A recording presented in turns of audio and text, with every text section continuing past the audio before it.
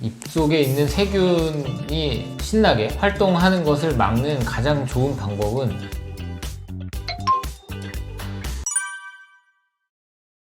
구강 관리 용품이 여러 가지가 있어요. 칫솔, 치실, 치간 칫솔 이런 거 외에도 교정용으로 사용하는 칫솔도 있고, 또 이 치아의 뒷부분만 닦는 용도의 칫솔도 있고, 혀나 이 뺨 안쪽을 닦아내는 그런 긁어내는 도구들도 있습니다. 이런 구강 위생 관리 용품들은 무조건 안 쓰는 것보다는 쓰는 게 낫다라고 말씀을 드리고요.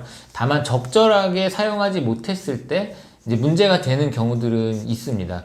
뭐 예를 들면 치간 칫솔 같은 경우도 굉장히 다양한 사이즈가 있어요. 그래서 아주 얇은 것부터 두꺼운 것까지 있는데, 이 치간 칫솔을 자기 치아에 맞는 적당한 사이즈를 선택해서 사용하시는 것이 조금 부작용을 막을 수 있겠고요. 이게 조금 더 디테일하게 관리를 하고자 한다면 내 치아의 부위마다 치간 칫솔의 사이즈를 달리해서 하는 방법도 있습니다. 근데 이제 사실 좀 번거로운 일이 되겠죠. 이제 구강위생 관리용품은 어떤 것을 사용하셔도 사실 해가 되기보다는 도움이 된다라는 게 제 생각이고, 오늘 질문해 주신 좀 안 좋은, 쓰면 안 되는 게 뭐가 있겠느냐라고 한다면 저는 이쑤시개는 조금 논란의 여지가 있다고 생각합니다. 이쑤시개를 뭔가 매일매일 루틴하게 사용하시는 거는 치아의 그 간격을 더 넓힐 수 있고, 이쑤시개의 끝에 뾰족한 부분이 잇몸을 자극해서 상처를 만약에 낸다라고 하면 그 상처가 어떤 세균이나 감염의 원인이 될 수 있기 때문에 매일매일 루틴하게 이쑤시개를 사용하시는 것은 조금 피하셨으면 좋겠고, 이쑤시개와 동일한 용도의 치간 칫솔을 적당한 사이즈를 골라서 사용하시는 것을 권해드리고 싶고요.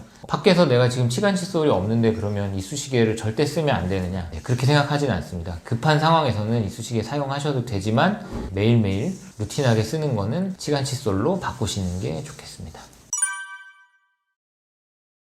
잇몸 통증이 있는 분들은 일단 치과를 한번 방문하시는 게 좋겠고요. 칫솔질을 할 때는 칫솔모를 빳빳한 거 말고 가늘고 부드러운 칫솔모를 사용하시는 게 좋겠고요. 내가 이를 개운하게 닦겠다고 힘줘서 양치질을 하실 필요는 없습니다. 그래서 잇몸이 안 좋은 분들은 대부분 그 치아와 잇몸이 연결되는 부위에 좀 이런 붓기라든지 또 양치질을 할 때 피가 나고 그럴 수 있을 텐데, 사실 염증이 있는 잇몸을 양치질 하는 데 있어서 건드렸는데 피가 나서 여기는 하면 안 되겠다, 이렇게 하면 사실 그 염증이 점점 심해져요. 그래서 피가 나더라도 양치질은 그냥 해주시는 게 좋다라고 저는 보통 말씀을 드리고, 그런 경우에는 사실 피를 흘리면서 양치질을 하시기보다는 빠른 시일 내에 치과에 방문하셔서 적절한 조치를 받으시는 게 더 좋겠다고 생각합니다.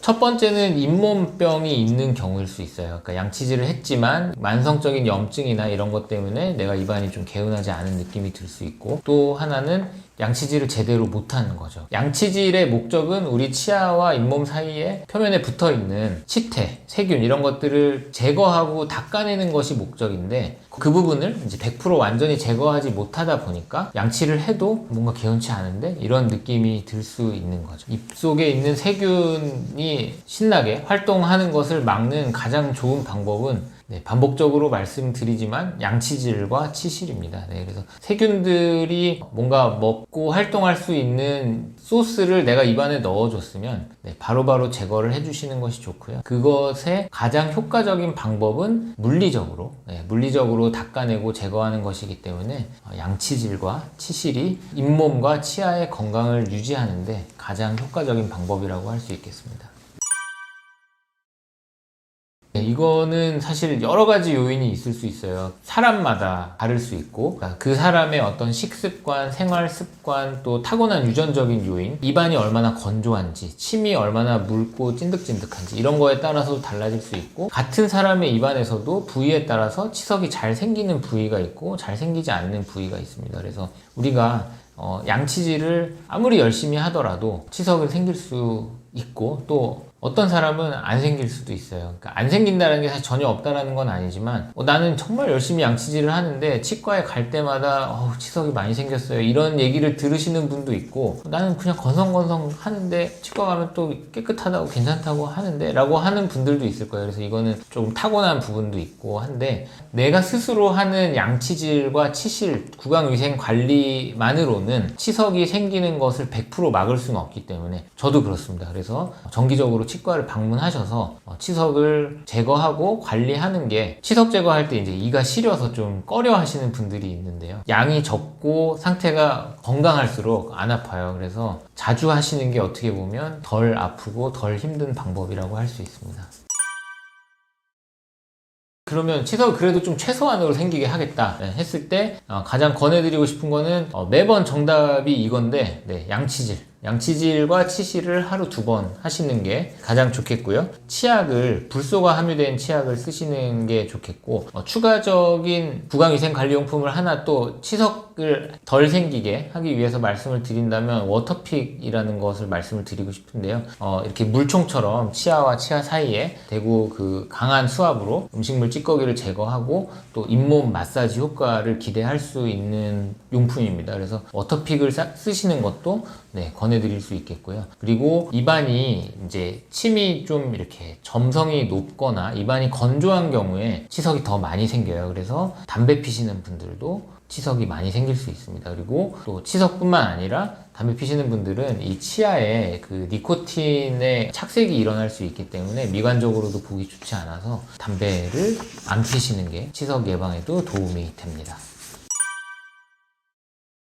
우리가 입안에 있는 세균과 치태를 제거하는 것이 양치질만으로 100% 되지 않아요. 그래서 치아와 치아 사이에 껴있는 이물질을 치실로 제거해주지 않는다면, 그 치아와 치아 사이에 껴있는 이물질을 통해서 세균이 번식하고 충치가 생길 수 있습니다. 그리고 치아와 치아 사이에 염증이 생길 수 있고요. 치아와 치아 사이에서 이런 병들이 일어나게 되면 이 치아 양쪽에 다 이렇게 퍼져나가기 때문에 충치 치료를 2개를 해야 돼요. 그런 상황이 생길 수 있습니다. 그래서 치실은 꼭 사용하시는 것을 권장해드립니다. 양치질 할 때 같이 해주시는 것을 권해드려요. 그래서 하루에 2번 정도 아침 저녁으로 치실 사용하시는 것을 권해드리고요. 내가 뭔가를 먹었는데 이렇게 껴있는 느낌이 든다 라고 하면은 바로바로 쓰시는 것도 방법입니다.